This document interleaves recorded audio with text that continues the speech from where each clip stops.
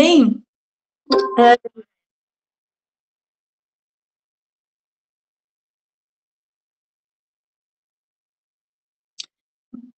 dando continuidade, não só o Evangelho segundo o Espiritismo, que Allan Kardec se baseou para estudar os apóstolos, né, a Boa Nova, nós também conseguimos estudar um pouquinho o Livro dos Espíritos e Céu e Inferno. Então, para falarmos sobre esse assunto, vocês não vão ver, porque eu nunca acerto apresentar sem dar aquele espelhamento. Então, vocês vão ficar nessa tela, mas eu vou seguindo aqui. Quando eu iniciei o estudo sobre Sede Perfeitos, me ocorreu algo sobre os 10 mandamentos.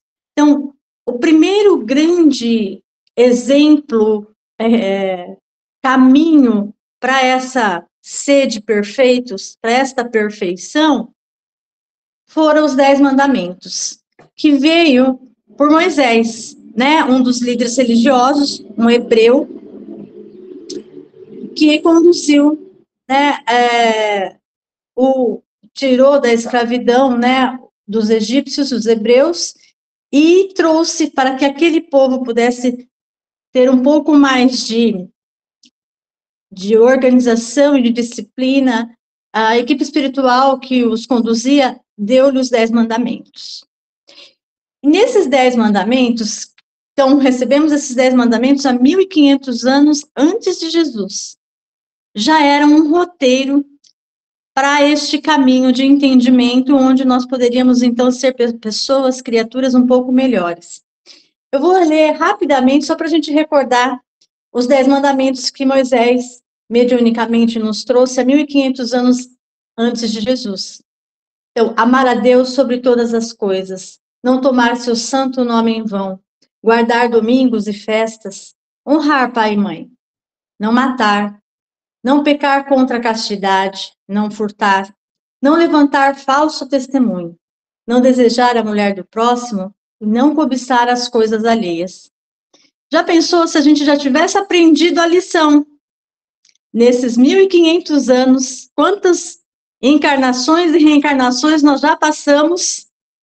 E se nós seguíssemos esse roteiro, será que fica aqui a pergunta que vocês podem aí responder pessoalmente, individualmente, singularmente? Será que a gente já teria atingido essa perfeição? Se seguíssemos esse roteiro? Mas as coisas não são tão simples, né? E aí, Kardec pergunta aos espíritos superiores, na questão 23, falando um pouco de cada um de nós, e se nós estamos falando de cada um de nós, é a individualidade que nós somos, e essa perfeição que cada qual conquista por si mesmo. A Lívia não pode conquistar por mim, eu não posso conquistar por ela, nós não podemos conquistá-las pelos nossos filhos, não é? Ela é individual, ela é intransferível. E, portanto, Kardec perguntou para os espíritos superiores no Livro dos Espíritos: o que é espírito? E os espíritos superiores responderam: o princípio inteligente do universo. Por que uns espíritos seguiram o caminho do bem e outros do mal? Pergunta Allan Kardec. E aí os espíritos superiores disseram: não há dúvida que existem seres dotados de todas as qualidades atribuídas aos anjos. Então, nesse início de resposta, eu abro um parênteses. As teorias, né, não espíritas no caso, mas que nos seguiram em longas jornadas, em muitas encarnações, nós ouvimos isso o tempo todo, de que existem anjos, que existem demônios, que são anjos decaídos, né? E atribuímos aos anjos esta perfeição. Se existisse esses anjos, esses seres ditos perfeitos, eles então foram criados perfeitos? E então Deus criou uns perfeitos e outros imperfeitos? E outros ainda tão perfeitos, mas a ponto de serem rebeldes e decaírem? E aí os espíritos superiores dizem a nosso Kardec: a revelação espírita confirma nesse ponto a crença de todos os povos, mas ao mesmo tempo nos dá a conhecer a natureza e a origem dos seres. E aí nós linkamos o que é espírito? Os seres inteligentes que habitam o universo. E qual então é a origem desses seres? Uns criados perfeitos e outros não? E aí nós vamos ter que considerar uma parcialidade divina. Deus é parcial? Então, se Deus não partindo do princípio, então, do início do livro dos Espíritos de qualquer religião, não é só a espírita, que Deus é um ser perfeito, bom e justo, ele não pode ser parcial. E isso não é só de uma religião, é unânime, né? É em uma única voz que Deus é bom, justo. Então, ele não criou uns de uma forma e outros de outra. Criou todos os seres de uma maneira na qual eles pudessem adquirir progressivamente e conquistar o seu processo de forma individual e conquistar esta perfeição. Então, terminando a resposta dos espíritos superiores. Mas, ao mesmo tempo, nos dá a conhecer a natureza e a origem desses seres. Seres que habitam o universo, são inteligentes, estão no processo evolutivo a partir da espécie hominal. As almas ou espíritos são criados simples ou ignorantes. Quer dizer, sem conhecimentos e sem a consciência do bem e do mal. Mas aptos a adquirir tudo isso que lhes falta. Eles o adquirem pelo trabalho. O alvo, que é a perfeição, é o mesmo para todos. E eles o atingem com maior ou menor rapidez, de acordo com o uso que fizerem do seu livre-arbítrio e na razão dos seus esforços.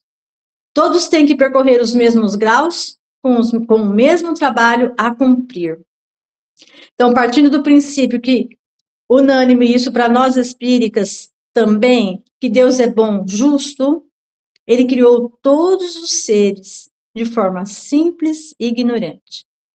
E a partir do momento que estamos na espécie hominal, somos espíritos inteligentes habitando o universo e progressivamente, como nos dizem os espíritos superiores, aptos a adquirir tudo o que nos falta. Então, suprir a ignorância pelo conhecimento. Suprir as atitudes que a ignorância traz por atitudes que o conhecimento traz. Portanto, o alvo, que é a perfeição nos espíritos superiores, é mesmo para todos, indistintamente. Né? Então, a ideia de anjo cai por terra. É uma teoria, é uma alegoria, né, que nós usamos de forma até poética, até de forma de história, de uma contação para chegarmos num produto final, numa mensagem, mas os anjos são, na verdade, seres inteligentes, habitantes do universo, que conquistaram o que possuem. E que não vai ficar guardado só para eles, né, num céu beatífico. Eles vão lá arregaçar a manga, com todo o conhecimento e perfeição que adquiriram, ajudar os que estão na retaguarda.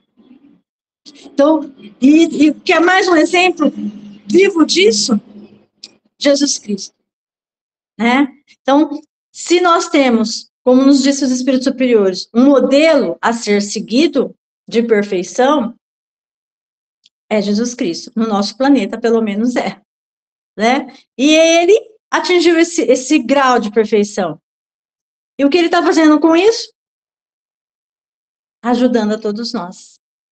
Né? Então, se responsabilizou por uma cadeia de planetas, é responsável governador de um planeta como o nosso, vem, encarna, passa tudo que passou para deixar essa mensagem e este roteiro para que a gente pudesse seguir e com o nosso próprio esforço, atingir e suprir algumas faltas que é de caráter pessoal, que nós precisamos seguir, né?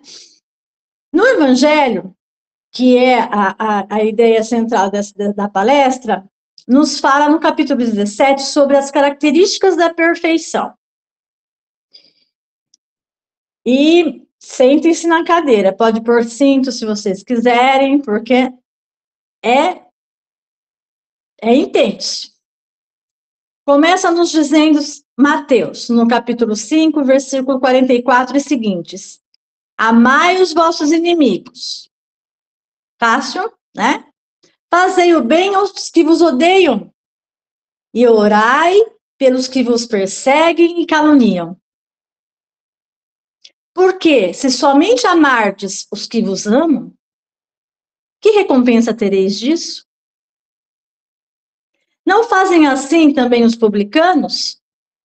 Se unicamente saudardes os vossos irmãos, que fazeis com isso mais do que os outros? Não fazem o mesmo os pagãos? Sede, pois, vós outros perfeitos, como perfeito é o vosso Pai Celestial.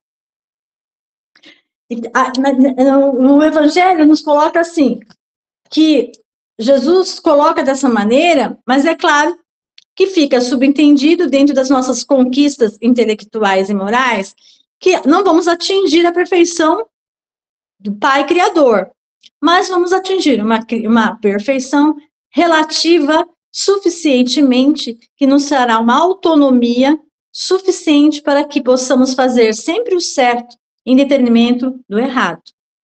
Vamos sempre escolher um caminho que seja justo de um parâmetro e de um panorama coletivo, e não unicamente para nós. Isso já é uma grande perfeição. Quando atingimos esse patamar, aí, segundo São Mateus e segundo os ensinamentos do Mestre Jesus, amar os inimigos vai ser fichinha, né? Então, que tenhamos esse grau, né, de consciência. Mas aí muitos de nós vai dizer assim, puxa, olha, eu entendo o que você está dizendo, concordo plenamente, nossa, não me paira nenhuma dúvida. Por que ainda não conseguimos?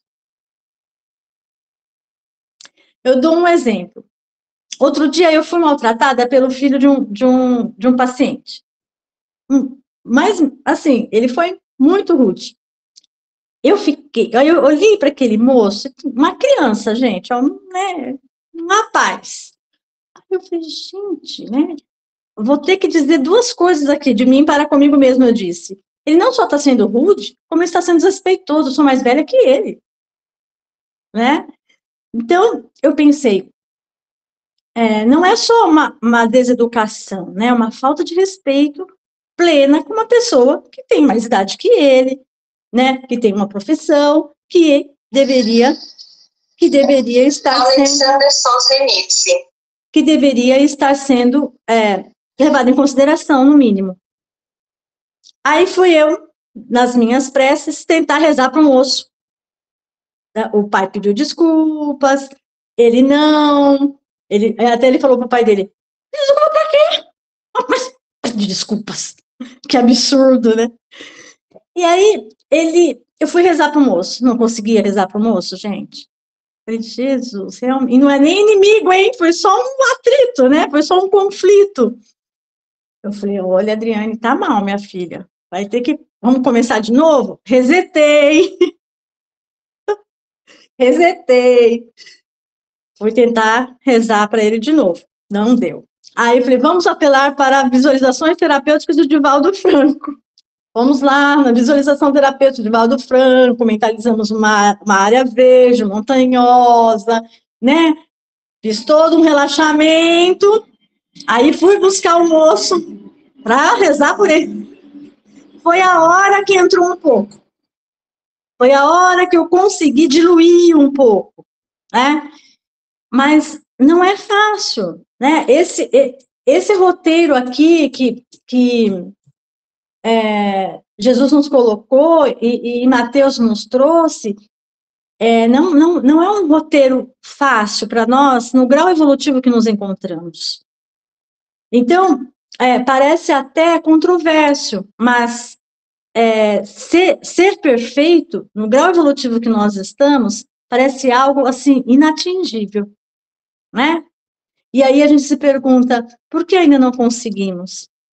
Porque é degrau por degrau, né?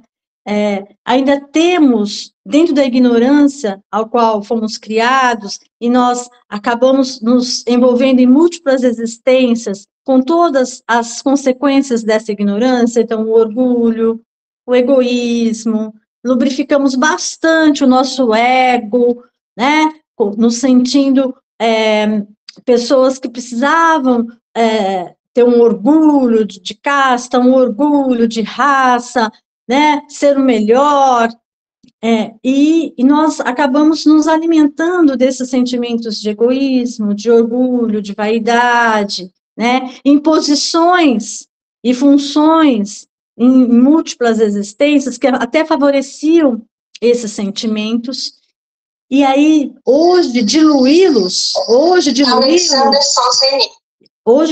é muito mais difícil, né, por isso que muitas vezes nós não conseguimos. E veja, gente, que são em coisas simples, né? Do dia a dia, do cotidiano. E aí, estudando, revendo tudo isso, a pergunta também que não quer calar: se não conseguimos, qual seria o caminho para conseguirmos? Né? Se nós hoje temos o recurso do espiritismo, e graças a Deus que temos, eu, pelo menos, preciso dele, porque se eu tivesse em outra religião, eu acho que eu estaria, né, no hospício, porque eu ia ser rebelde. Então, não era qualquer coisa que iria realmente me tocar. Então, hoje, com os recursos que o Espiritismo nos traz, a gente pode até tentar refletir sobre como podemos conseguir atingir este roteiro que o mestre nos colocou. Amar os inimigos, orar por aqueles que nos caluniam, né? Desejar o bem para as pessoas que, né, que ainda cometem erros graves. Então, um dos roteiros, além de amar os inimigos e fazer bem àqueles que nos odeiam, orar por eles, é seguir bons exemplos, disciplinarmente. Então, as escolhas, usar o nosso livre-arbítrio para escolhas que nos disciplinem. Então, se eu vou assistir ou ler algo que vai me desorganizar emocional, psiquicamente, tanto do ponto de vista material quanto espiritual, pensar melhor, né? Ser mais disciplinado nas escolhas dos exemplos que seguimos. Até, gente, eu posso falar que é um exagero, mas até no entretenimento. Até no filme. Ontem eu ouvi uma frase, amiga, dizendo que para iniciarmos o pensamento positivo é com disciplina, né? Porque as nossas atitudes e os nossos pensamentos ainda se voltam, né? Então, você vai se disciplinando, você vai pensando no silenciar, no que você vai falar. Eu falo para os meus alunos todas as vezes. Primeiro pensa, depois fala, né? Porque é assim, é disciplina mesmo, é repensar as atitudes, é colocar no parâmetro das coisas. Eu achei essa frase assim bem cabível aqui, porque qualquer coisa que a gente vai fazer na nossa vida é começar com disciplina. Que é, então, como a gente sempre ouve falar, né, a gente que está estudando o Espiritismo há algum tempo, a gente ouve vários exemplos. Por exemplo, Emmanuel falava para Chico, né, disciplina, disciplina e disciplina, né, ou Chico, dando o exemplo, você falou de calar-se, né, mesmo que você queira revidar, né? Enche a boca de água, põe água na boca e não engole. Eu falo, eu vou morrer afogada, envenenada, tudo aquilo vai para mim. Mas que seja, é uma forma de disciplina, né? De cercear um pouco este processo que a gente vivenciou durante largas existências de egoísmo e orgulho. Depois, um outro roteiro, ter bons valores de espiritualização. Gente, outro dia eu estava falando com uma amiga e a gente chegou a uma conclusão assim interessante, no mínimo interessante. Nós, mesmo tendo conhecimento do mundo espiritual, que lá é o mundo original, que este mundo material é temporário e que poderia nem existir, e o mundo espiritual sempre existiu e sempre existirá, porque é de onde viemos e para onde retornamos, nós nos esquecemos que nós somos seres espirituais, vivendo situações e experiências materiais para progredir. Mas, se nós formos refletir, no mundo atual que nós estamos, e olha que estamos indo para um mundo de regeneração, o valor é o contrário. Nós vivemos e desejamos experiências materiais, né?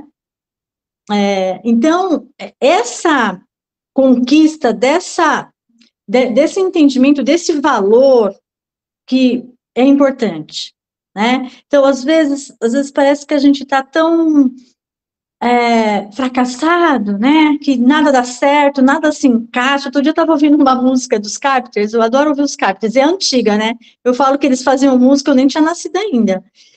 E tem uma parte que ela fala assim, às vezes dá vontade de desistir, porque nada se encaixa, e você não parece pertencer, mas aí você reflete, fala, não, isso faz parte da vida, né? Não, se tudo se encaixasse, se nós nos sentíssemos tão pertencentes, a gente não progrediria, estaríamos numa margem de segurança, o ego estaria muito bem, obrigado, né?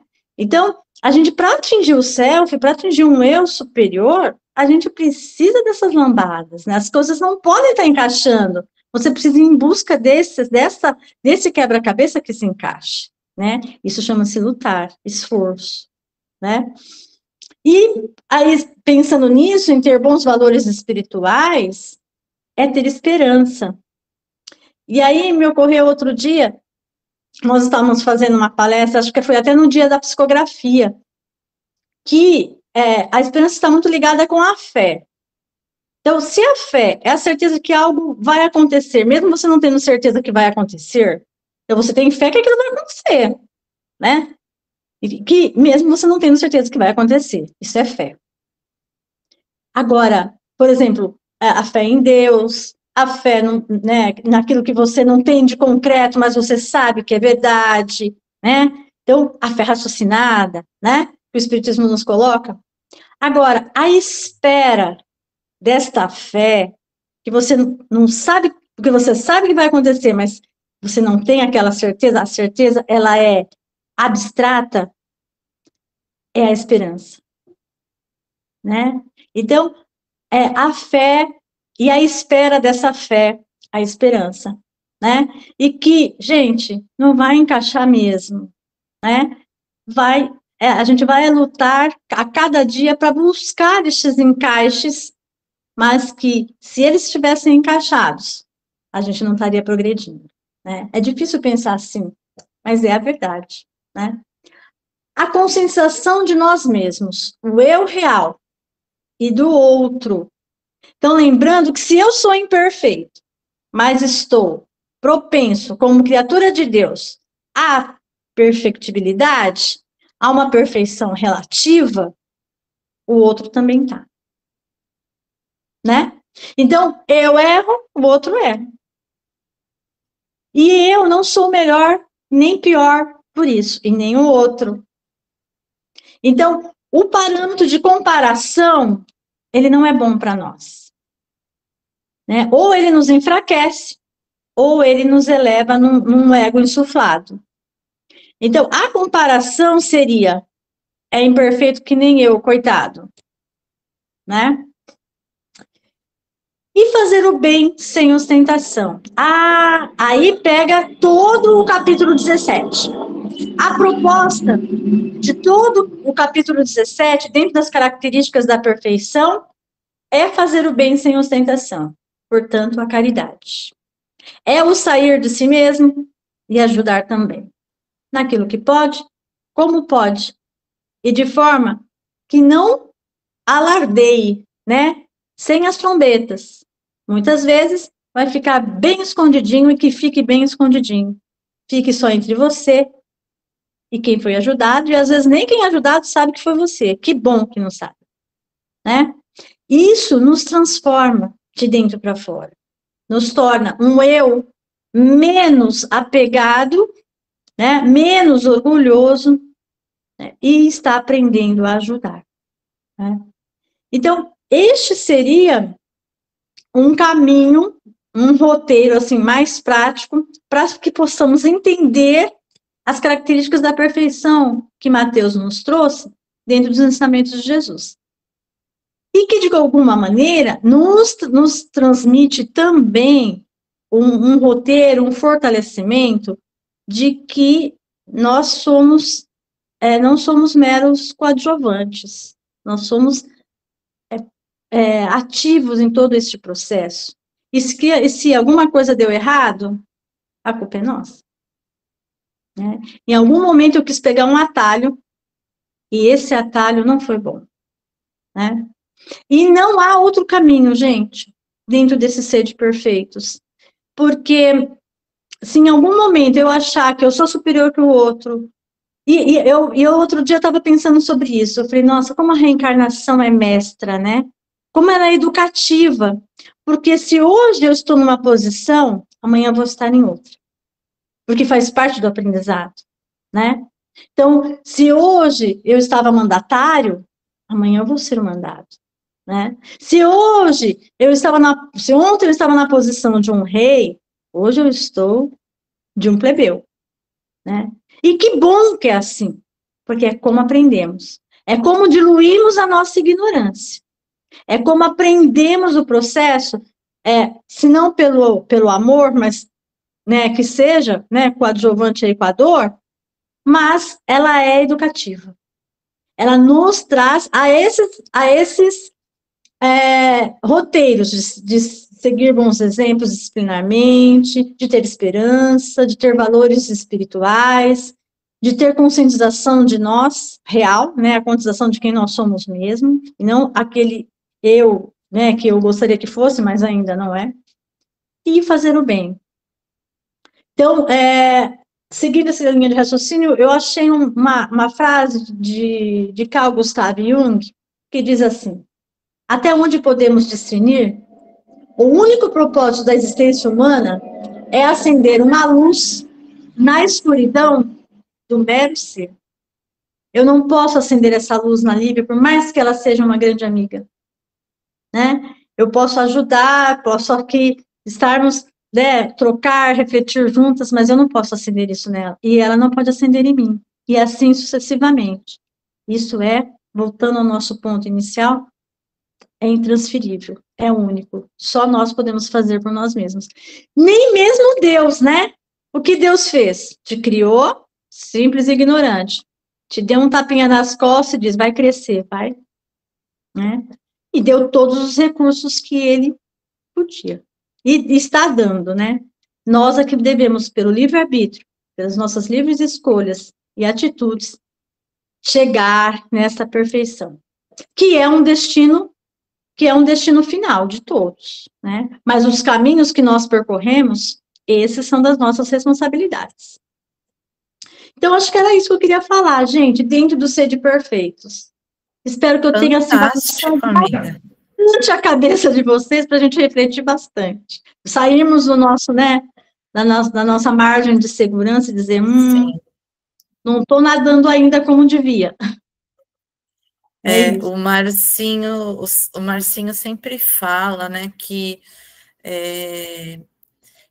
já não estamos mais nas épocas de só, né? Está na época da gente transcender, da gente pensar e agir. Pensar e mudar. E não estou falando de ninguém, estou falando como você falou, de cada um, de si, né? De cada um pensar em si mesmo e começar a pôr na prática do seu dia a dia, né? Pois é. E é interessante que isso também, pensando do ponto de vista coletivo, a gente até tem um parâmetro de em que grau nós podemos estar. Então, por exemplo, se você vê algo errado, por exemplo, um lixo jogado num lugar errado, você vai falar, poxa, já não é mais nem época da gente estar falando isso já tinha que estar interiorizado, né? Aí você fala, nossa, olha, isso já está em mim, eu não faria isso, né? Então, essa vivência coletiva nos dá esse parâmetro. Até quando vem as notícias fakes, até quando vem os escândalos, e aí a gente fala assim, poxa vida, né? Isso, eu penso dessa maneira. Eu não penso mais assim, né? Isso, eu já não agiria também mais assim. Isso é bom. Então, essa vivência coletiva e social também nos dá o termômetro desse nosso grau evolutivo, moral, né? E também sozinhos, às vezes você fala assim, poxa, agora é a chance de fazer qualquer coisa errada, ninguém está vendo. Olha, não está vendo. Então, também é um outro parâmetro. Nós estamos na heteronomia ou na autonomia, né? Se nós estamos na autonomia, eu vou fazer o certo sempre, né? Se tem regra, se não tem, se está na lei ou se não está, né? Mas se eu estou na heteronomia, eu vou precisar da lei, né? Eu vou sempre estacionar no lugar certo porque está na lei, senão eu vou levar multa. Agora, se não está na lei, eu vou parar. Se incomodou, não estou nem aí, não é problema meu, né? Então, a gente pode ter também esse termômetro nessa vivência coletiva e social. Fantástico, né? Para refletir aí, para levar para a semana, pensando, né? Não vem consertar, bagunçar mesmo, viu, gente? Está bem bagunçado? Então, agora que está bom. Que a gente está vendo essa desconexão de pensamentos e ideias, mas pensar que cada um está na sua faixa, né? Que está cada um no seu caminho. Bom, fantástico, amiga. Vamos, então, agora... Deixa eu parar a gravação, que eu sempre esqueço